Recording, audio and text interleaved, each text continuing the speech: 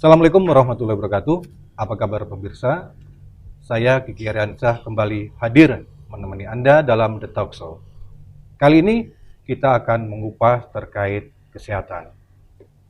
Kita tahu tanggal 25 September diperingati sebagai Hari Paru Sedunia atau World Lung Day.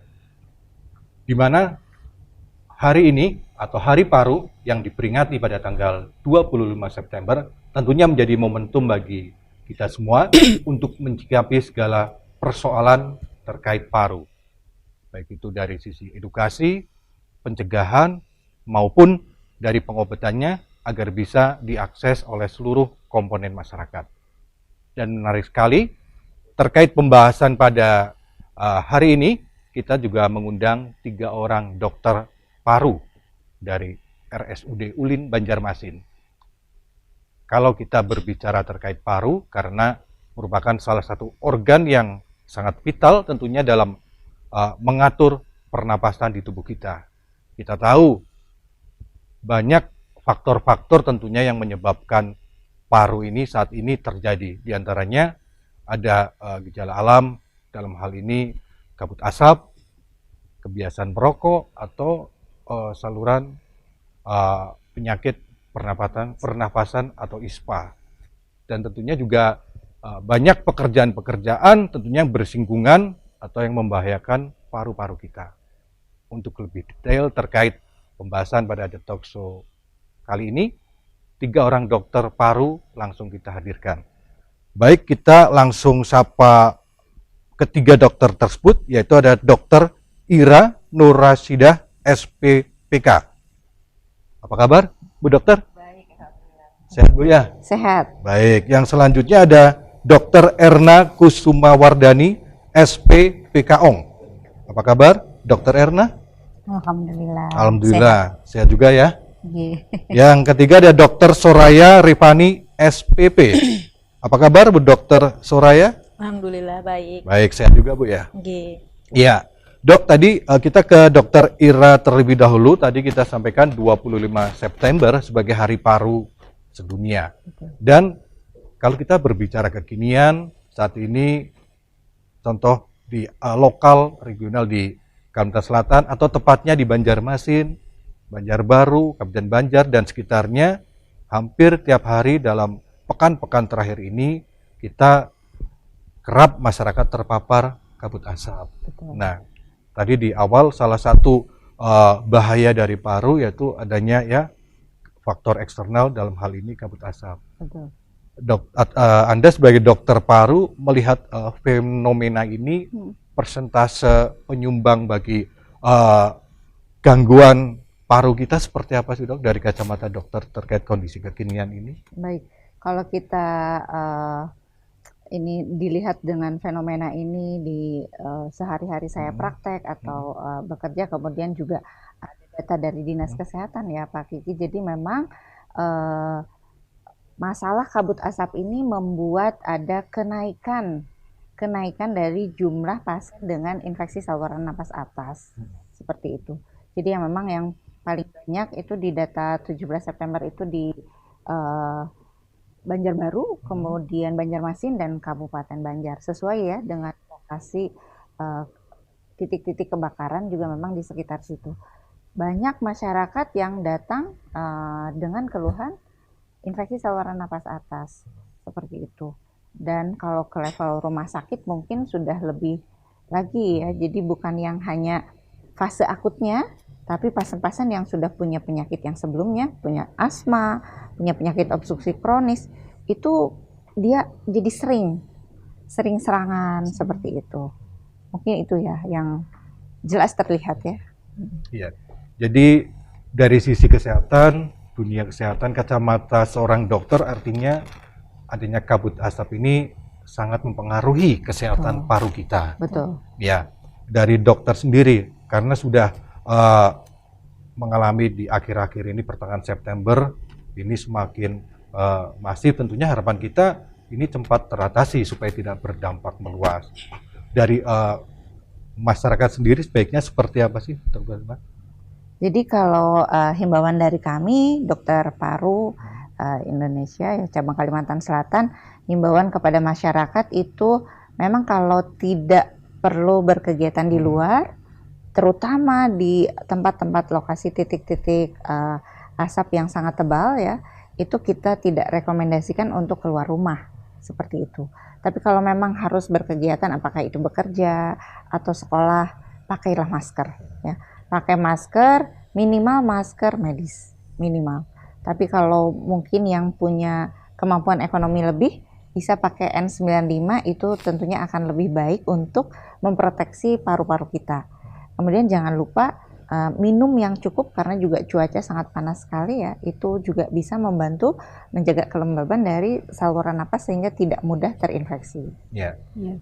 Dan mungkin Dokter Erna bisa menambahkan, karena Pak, tadi kita berbicara terkait dari data yang ada menyebutkan bahwasanya di area Banjarmasin tingkat udaranya ini masih berkisar di angka 51. Artinya masih dalam batas normal ya. Tetapi kita tahu bahwasanya sebetulnya kabut asap ini cukup tebal. Tapi memang apakah memang hal apa yang menyebabkan angkanya masih berada di terhitung rendah ya? Iya, terhitung rendah. Kenapa demikian? Padahal kalau secara kasat mata ini harusnya ya cukup membahayakan paru-paru kita, karena kita menghirup saja juga sangat terasa ya. Iya. Seperti apa? Iya, itulah metode pemeriksaan ya untuk pengukuran. Tentunya ada standar dalam proses pemeriksaan kualitas udara, di mana mungkin juga lokasi ini juga menjadi penentu ya. Kalau kita melihat di area Banjarmasin, Banjarbaru dan juga mungkin Kabupaten Banjar ya, itu ada beberapa titik-titik yang sebenarnya cukup padat nih kualitas kabut atau asap yang menyelimuti ini. Tentunya kalau diukur di beberapa tempat yang cukup potensial, mungkin angkanya sih bisa lebih dari 51 ya, dimana range 51 itu kalau dalam kategori ringan sedang beratnya sih sudah mulai masuk ke sedang ya, kondisi kualitas yang kurang baiknya ini gitu untuk udara yang tercemarnya. Dan mungkin perlu dilakukan pemeriksaan asas di tempat lain, atau mungkin berkala lebih intens ya, karena juga sebaran asap juga sangat banyak dipengaruhi oleh mungkin aliran udara ya, arah angin ya, juga itu menjadi kemungkinan nanti area mana yang sebenarnya cukup besar gitu ya, angka cukup tinggi gitu angka polusinya. Nah, kalau mungkin sudah distandarkan di wilayah kita, mungkin daerah yang dekat bandara ya kalau nggak salah. Nah, itu mungkin sudah bukan menjadi tempat yang ini lagi ya, pada titik-titik tertentu, pada kondisi-kondisi tertentu, dan itu mungkin cukup dinamis sebenarnya. Iya. Ya. Dan terkait tadi disebutin bandara, dari informasi yang kami peroleh juga di daerah area sekitar bandara ditetapkan menjadi ring 1. Artinya kalau kita berbicara terkait penanganan kedaruratan dari bencana ini, ring 1 ibaratnya area yang paling berbahaya. Artinya memang di situ harus ada tentunya pengukuran untuk disampaikan juga pada masyarakat supaya lebih aware, karena terkait udara ini saat ini sedang menjadi konsen global tentunya kan ya. Kita tahu bahwasanya Jakarta menjadi nomor 3 di dunia. Biasa. Iya. Banjarmasin nggak tuh bro? Iya, itu makanya Jakarta nomor 3 di dunia setelah Dubai dan Kucing ya. Kucing. Ya, artinya bahkan bulan kemarin sampai pemerintah setempat mengeluarkan work from home, artinya kembali lagi pada saat kita rekomendasi itu yang aman ya. COVID ya. Ya, saat kita COVID. Dan kalau kita melihat kondisi yang ada secara reguler hari demi hari, termasuk sekarang penanganan juga dilakukan, dan dari pemerintah juga informasinya juga terkait aktivitas ini sambil menunggu update apakah ini semakin parah atau enggak. Nah, Dokter Ira sendiri melihat konsen dari penanganan udara ini seperti apa nih Dok di Kalimantan Selatan ini? Kalau di Kalimantan Selatan ya kita melihat apa yang kita upayakan terhadap kabut asap ini mungkin kalau harapan saya pemerintah bisa berbuat lebih ya, tapi memang kalau titik-titik api ini sudah sangat banyak ya Pak Kiki, memang itu juga jadi kesulitan. Saya lihat memang tidak henti-hentinya ya kalau kita ke daerah sana, kita lihat helikopter ya, bagaimana BNPB juga melakukan upaya-upaya untuk memadamkan ya, tapi memang sampai saat ini kan belum berhasil. Titik-titik asap itu masih ada seperti itu ya.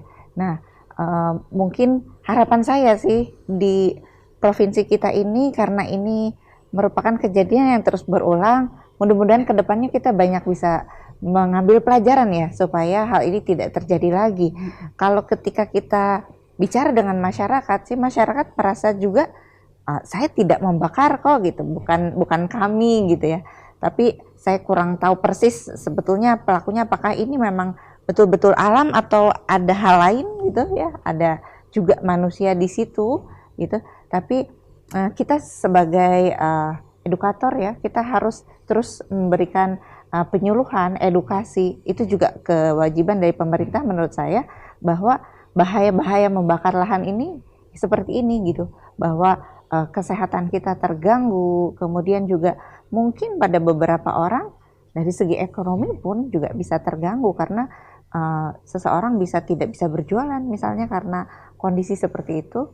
Jadi mungkin harapan saya sih ke depannya bisa lebih baik, Pak. Iya, tentunya itu juga menjadi harapan kita semuanya. Warga Kalimantan Selatan. Dan ini Dokter Soraya nih, tadi kan terkait edukasi. Nah, dari Anda sebagai dokter untuk terkait edukasi yang tentunya sudah dilakukan, ini apa saja nih Dokter Soraya bersama dengan teman-teman dokter paru ini?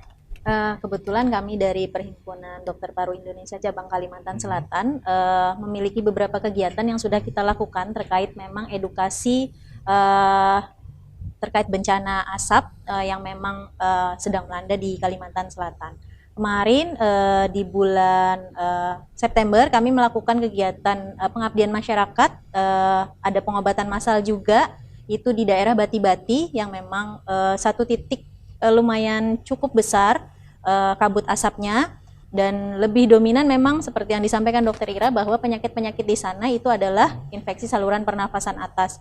Di sana juga kami menyampaikan edukasi tentang bagaimana tips-tips kita untuk menjaga kesehatan paru, terutama menggunakan masker seperti yang dibilang Dokter Erna juga tadi, juga kemudian bagaimana kita bisa memfilter apakah memang kita harus keluar rumah di saat kabut asap yang memang banyak, atau misalnya bagaimana kita bisa meminimalisir aktivitas kita di luar rumah.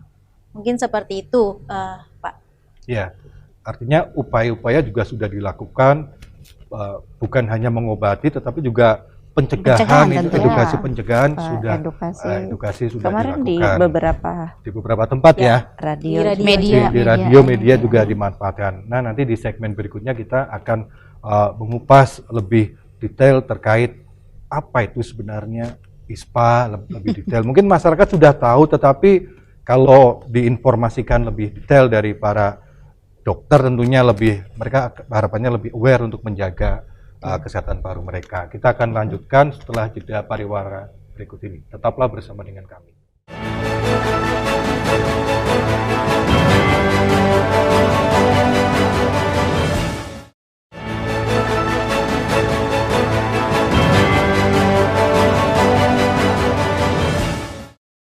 Terima kasih pemirsa, Anda masih bersama dengan kami, dan World Lung Day menyoroti pentingnya kesehatan paru, yaitu kebutuhannya itu amat mendesak terkait dengan pencegahan, pengobatan, termasuk di situ juga mendiagnosis terkait paru beserta kesehatannya dan penyebab atau penyakit-penyakitnya.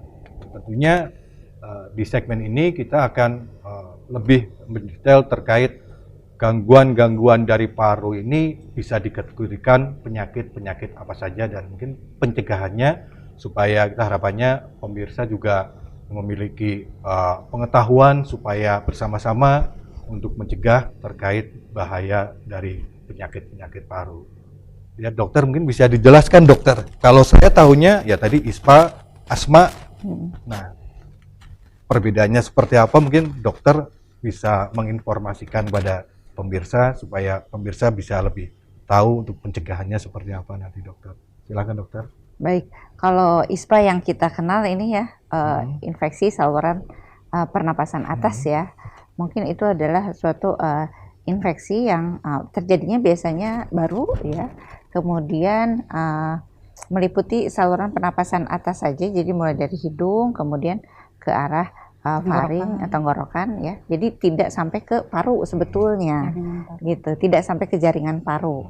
Itu yang membedakan infeksi saluran pernapasan atas dan bawah seperti itu.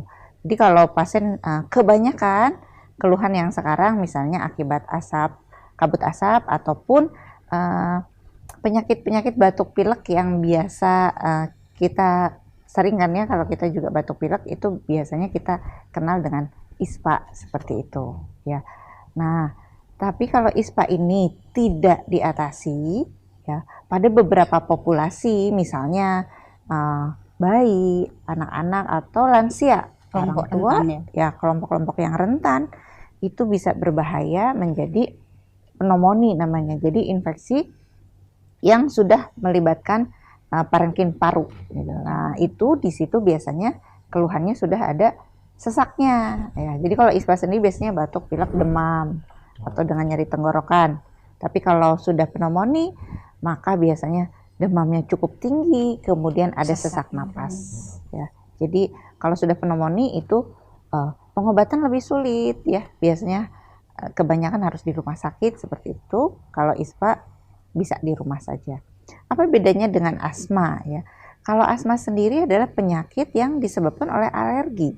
Jadi pasien itu punya gen alergi ya.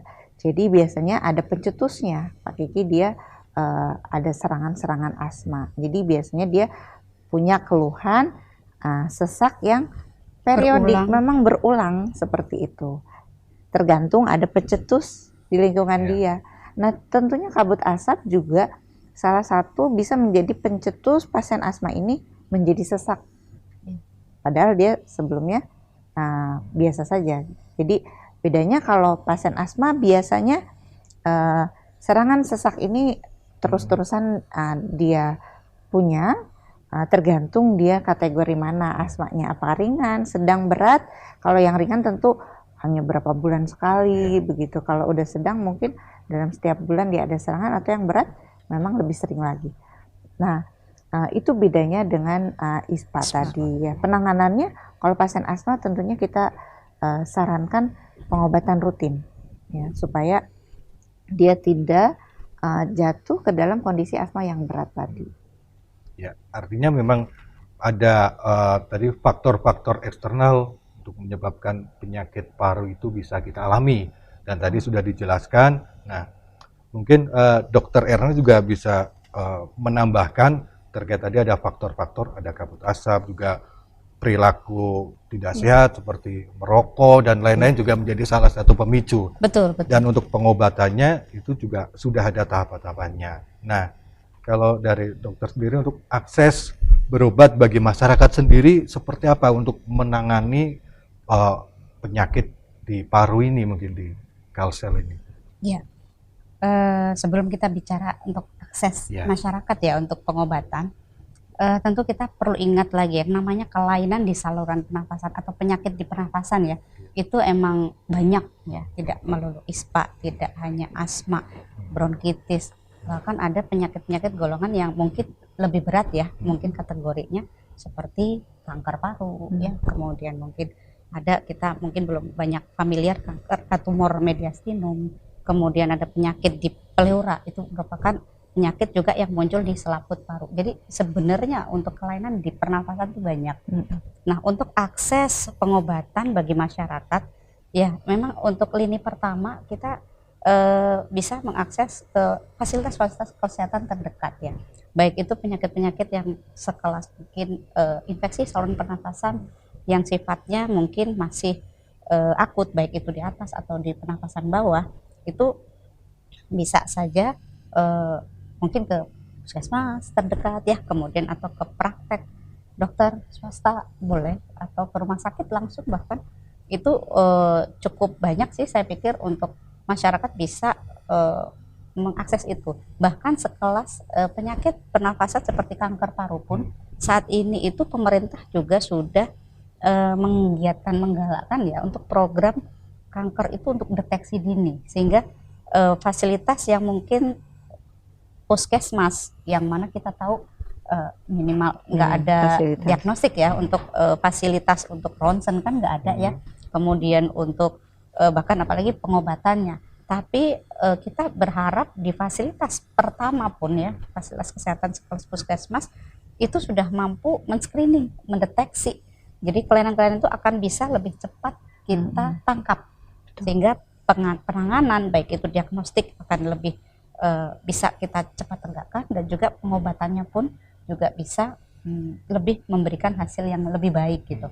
Jadi lebih bisa dikatakan sembuh lah, mungkin gamanya begitu. Tapi emang saat ini keterbatasan kita mungkin dari segi ketersediaan sarana prasarana ya, baik itu diagnostik dan juga pengobatan mungkin ya. Bahkan untuk asma sendiri pun atau juga PPOK ya yang selevel asma, tapi memang penyakit ini merupakan faktor yang paling sering disebabkan oleh asap, terutama merokok ya. Nah itu pengobatan yang bisa diakses oleh masyarakat di mungkin daerah yang pelosok itu pun masih juga terbatas. Jadi dengan adanya peringatan seperti ini, World Lung Day, ya tema sih simultan ya. Kalau tahun-tahun mungkin tahun lalu ya, mungkin lebih kepada awareness kita terhadap kesehatan paru dan penyakit paru, sehingga lebih sadar, bisa pendeteksian lebih dini, pengobatan lebih awal ya. Dan tahun ini adalah akses kita yang mungkin kita harapkan lebih luas lagi, baik untuk pencegahan, kemudian untuk pengobatan, dan juga ini meliputi seluruh lapisan masyarakat. Harapan untuk World Lung Day tahun ini itu disuarakan seperti itu. Nah, dengan kita bisa mensosialisasikan seperti ini, harapan kita juga nggak cuman masyarakat nih yang kita ajak untuk periksakanlah diri. Akses itu udah cukup luas gitu ya, tapi juga mungkin berharap pada pihak-pihak yang berwenang ya, mungkin pemerintah yang dalam hal ini itu mensupport terhadap tadi ketersediaan sarana prasarana, baik itu untuk pemeriksaan diagnostik dan juga terapinya. Supaya harapan menyehatkan masyarakat lah. Ya, ya, tentunya memang sarana dan prasarana menjadi concern yang utama di peringatan World Lung Day kali ini ya. Ya, kali ini. Tapi sebelum kita membahas itu tadi menarik, mungkin Dokter Ira bisa menambahkan tadi menarik terkait faktor-faktor eksternal dari penyakit melibatkan paru kita, kesehatan paru kita. Apakah ada faktor genetik yang bisa menyebabkan kita ada gangguan kesehatan paru kita bermasalah? Apakah ada faktor genetik yang bisa diturunkan, misal dari orang tua ke kita, ke anak kita? Betul. Jadi ada beberapa penyakit paru yang dipengaruhi oleh faktor genetik. Contoh yang paling sering dan paling banyak adalah asma. Asma penyakit yang diturunkan, ya. Namun biasanya masyarakat cuma tahu, oh iya kalau orang tua saya asma atau kakek saya asma, saya mungkin asma. Tapi sebetulnya lebih luas dari itu, Pak. Jadi bukan cuma asma, tapi genetik alergi gitu. Jadi kalau kita bilang atopi ya, kalau dokter-dokter bilang. Jadi kalau punya gen atopi, manifestasinya bisa macam-macam. Apakah keluarga kita sebelumnya itu orang tua kita punya alergi kulit misalnya, alergi terhadap makanan. Bisa jadi ke anak keturunannya, bisa jadi manifestasinya adalah asma. Itu salah satunya. Tapi tadi kata Dr. Erna misalnya kanker paru ya. Kanker paru pun juga ada genetik yang berperan ya. Jadi ada riwayat misalnya di keluarganya kanker paru juga atau kanker non paru, maka itu bisa jadi salah satu yang berperan. Walaupun tadi kata Pak Ki betul sekali, faktor lingkungan itu sangat berpengaruh. Misalnya kebiasaan merokoknya dia, atau memang paparan yang seperti ini bisa jadi kalau kita lihat dampak jangka jauhnya takutnya kan seperti itu gitu, yang kita dokter-dokter paru ini khawatir juga kalau ini tidak kita tangani terus-menerus, orang-orang yang di sekitar situ akan mendapatkan dampak jangka panjang. Itu yang kami sangat khawatirkan sebetulnya. Iya, kan salah satunya juga tadi ada berbagai macam penyakit terkait paru juga, yang salah satunya juga mungkin TB ya, TBC infeksi paru ya. Infeksi paru ya, Ya, karena kalau itu tidak mendapatkan perawatan itu juga bisa menyebabkan atau menjadi faktor penularan mungkin ya, Iya. TBC itu. Nah mungkin Dokter Soraya terkait dengan penyakit tersebut, lagi-lagi edukasi seperti apa yang harus disampaikan kepada pemirsa kita, dan apabila memang sudah mereka mengalami atau ciri-cirinya hampir menyerupai, sebaiknya langkah preventif apa yang sebaiknya harus dilakukan? Untuk terkait penyakit infeksi yang memang yang paling banyak di Indonesia itu adalah tuberkulosis.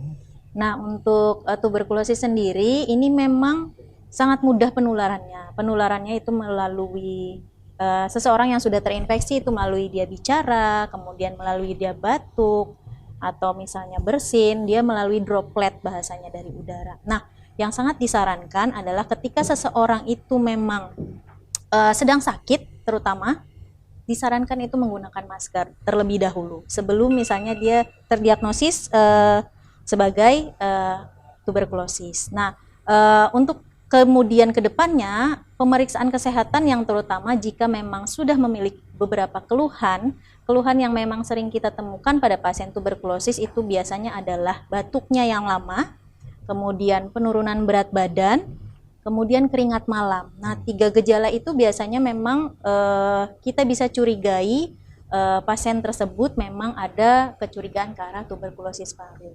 Jika memang sudah memiliki gejala tersebut, memang kita harapkan seseorang tersebut memeriksakan kesehatan, baik yang ke fasilitas kesehatan terdekat atau memang ke dokter yang diketahui dekat rumah. Kemudian nanti baru diperiksakan kembali dahaknya seperti apa. Jika memang ternyata seseorang tersebut telah terdeteksi dengan tuberkulosis paru, ya kita berikan pengobatan, kemudian kita sarankan atau kita berikan edukasi bahwa menggunakan masker itu akan mengurangi kerentanan dia untuk menularkan ke orang lain. Mungkin seperti itu. Ya, artinya tadi memang salah satu yang harus dilakukan yaitu upaya pengobatan. Kalau kita berbicara pengobatan atau penanganannya, pasti kaitannya dengan sarana dan prasarana kesehatan. Tadi sudah disampaikan oleh Dr. Erna. Ini nanti kita akan bahas di segmen berikutnya karena berkaitan dengan World Lung Day ya. Karena ini saya mengutip tema dari World Lung Day tahun ini, yaitu Access for Prevention and Treatment for All, Leave No One Behind. Nah, ini menarik. Seperti apa nanti? Kita akan bahas di segmen ketiga setelah jeda pariwara berikut ini. Tetaplah bersama dengan kami.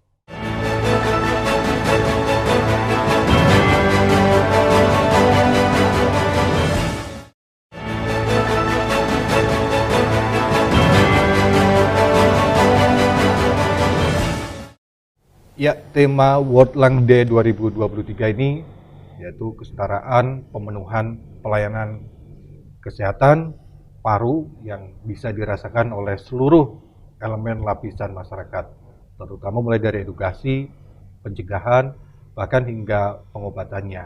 Nah, di segmen ini, apakah tema-tema tersebut sudah sejalan atau dirasakan terutama di Kalimantan Selatan? Kita akan membahasnya tentunya bersama ketiga dokter ini, ke Dokter Ira terlebih dahulu, terkait sarana prasarana untuk menunjang paru ini jalan dengan tema World Lung Day kali ini. Seperti apa, Dok? Iya.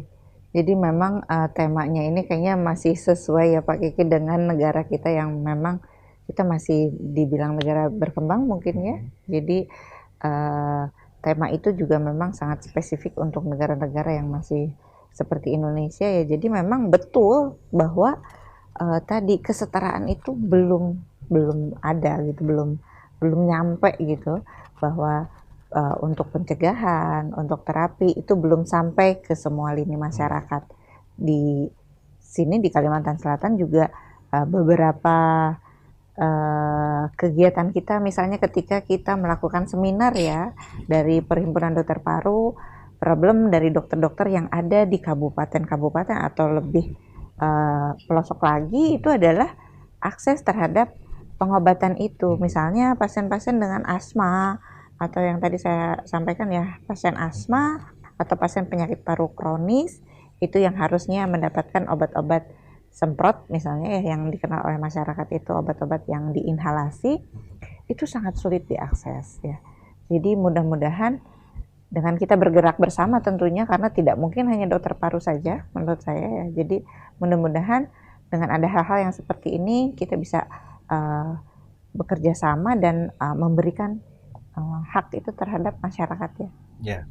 Dan menarik tadi kesulitan untuk diakses ini secara fakta-fakta di lapangan, kesulitan untuk proses obatnya kah, atau pendistribusian hingga ke daerah-daerah, atau akses masyarakat yang memerlukan itu memang kesulitan untuk mendapatkan itu. Sepertinya tidak hanya satu masalah ya. Jadi pasti multi masalahnya banyak hal ya. Jadi salah satunya memang masyarakat sendiri, misalnya memang tidak ada di fasilitas kesehatan tingkat 1 sehingga dokternya harus Bapak kalau mau obat ini misalnya harus datang lagi ke rumah sakit, sedangkan pada beberapa kondisi masyarakat kita itu untuk ke fasilitas tingkat pertama saja sudah menghabiskan sekian biaya. Kita dengan berbagai macam demografi ya, jadi bisa aksesnya dari air ya, atau daratnya pun jauh ya, sehingga pasien-pasien kita banyak yang hanya bisa di fase 1 misalnya. Itu berarti tidak bisa dia melanjutkan karena berbagai macam alasan, kebanyakan ekonomi gitu. Kalau secara regulasi memang kebetulan misalnya saya sekarang bahasnya yang obat-obat asma dan TVOK, mungkin nanti Dr. Erna dan Dr. Soraya bisa menambahkan, memang obat ini bisa diberikan setelah ada rekomendasi dari dokter spesialis Pak Kiki. Jadi dia harus ketemu dulu sama dokter spesialis, tentunya pasti di kota ya. Itu salah satu juga kesulitannya. Yang berikutnya ternyata juga ketersediaan obatnya, walaupun obatnya ini sudah masuk BPJS nih, ternyata ketersediaannya ini kadang-kadang juga ada, kadang-kadang nggak ada. Nggak konsisten. Nah, itu saya nggak tahu salahnya di mana. Nah, itu kira-kira beberapa masalah yang ada. Ya itu. Dan Dokter Rena mungkin bisa menambahi, tadi kan ada beberapa persoalan dari organisasi dokter paru sendiri, upaya-upaya setelah melihat tadi fenomena seperti itu, fakta-fakta itu, upaya apa yang tentunya sudah dilakukan supaya harapan kita semua, tema World Lung Day 2023 ini benar-benar terasa, upaya apa yang sedang dan mungkin nanti akan disuarakan tentunya melihat kondisi ini.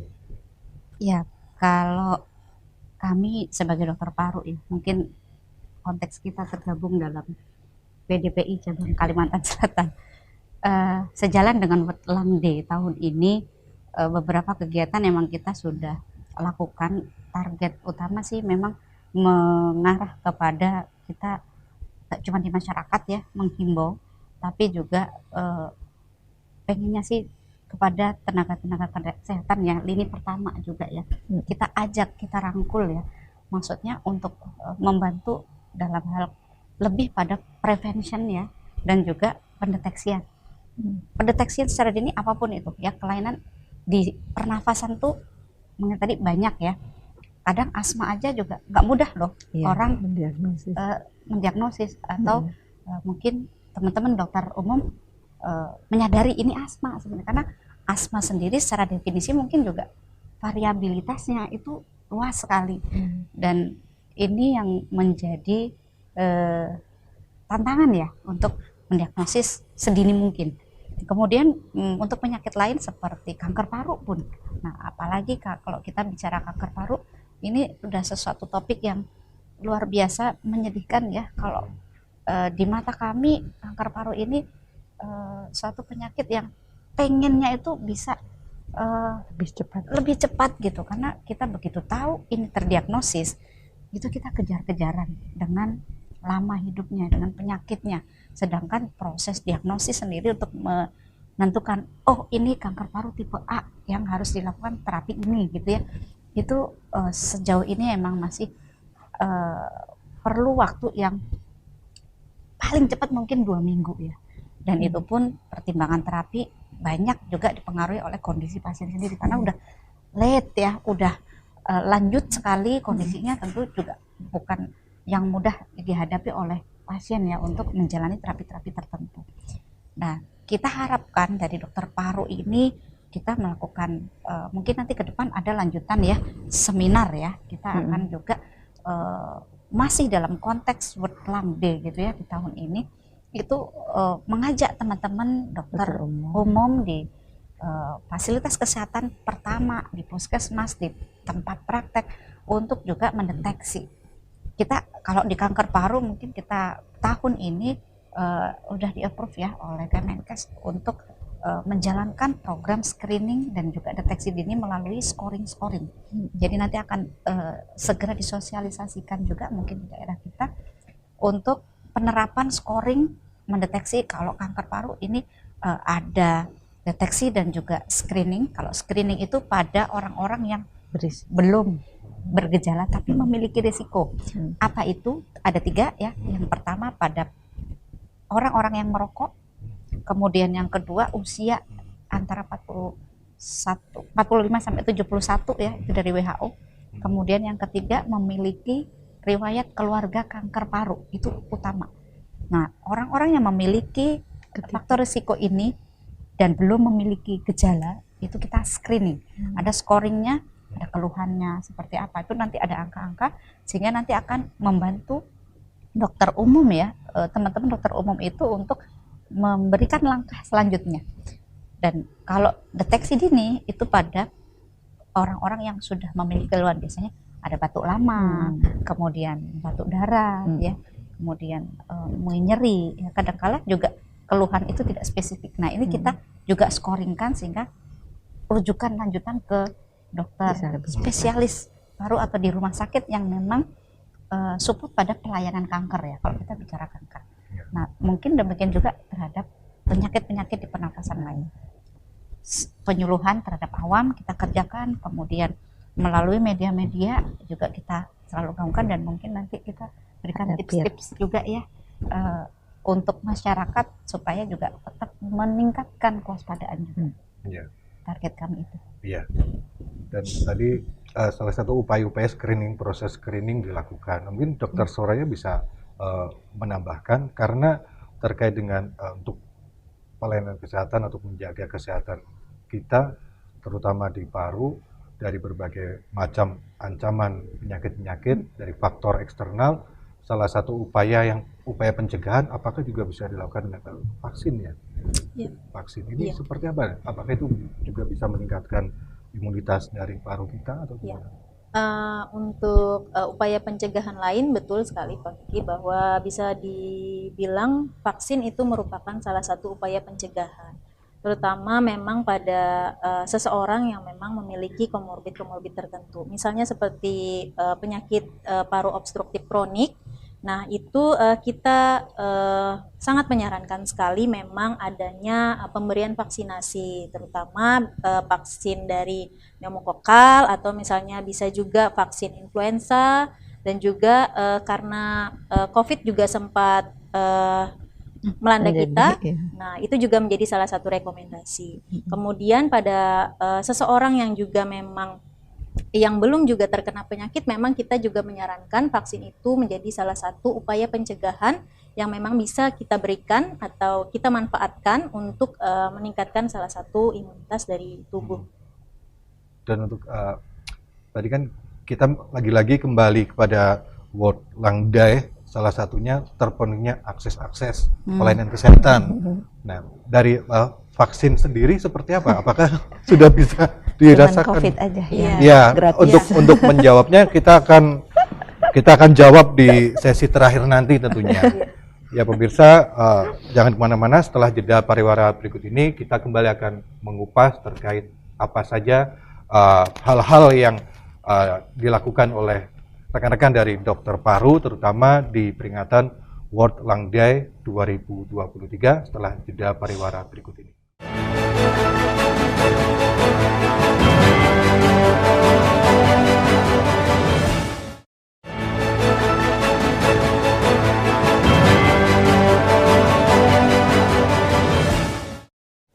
Baik, terima kasih Anda masih bersama dengan kami di The Talk Show membahas terkait World Lung Day. Dr. Soraya, Dr. Erna, dan Dr. Ira, tadi kita sudah membahas dari segmen awal hingga tadi terkait bagaimana akses pelayanan kesehatan terkait kesehatan paru supaya mudah diakses. Tentunya harapan kita semua sesuai dengan tematik dari Hari Paru Sedunia 25 September. Nah, dari dokter sendiri di segmen terakhir ini harapannya seperti apa nih terkait dengan tema kali ini, yaitu memperingati Hari Paru Sedunia. Dokter Soraya dulu bisa sampaikan. Kalau untuk harapan ya ke depannya sebenarnya kita berharap bukan hanya dokter-dokter saja yang bergerak, kita berharap pemerintah juga ikut berperan dalam bagaimana kita bisa menciptakan atau membuat akses pelayanan kesehatan baik itu paru ataupun yang lain itu mudah untuk dijangkau.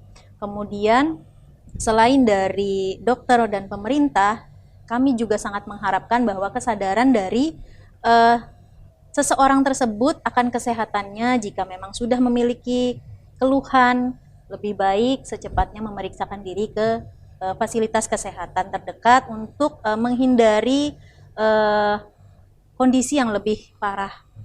Itu harapannya sih ke depannya. Ya, baik, terima kasih Dokter Soraya. Dokter Erna sendiri seperti apa?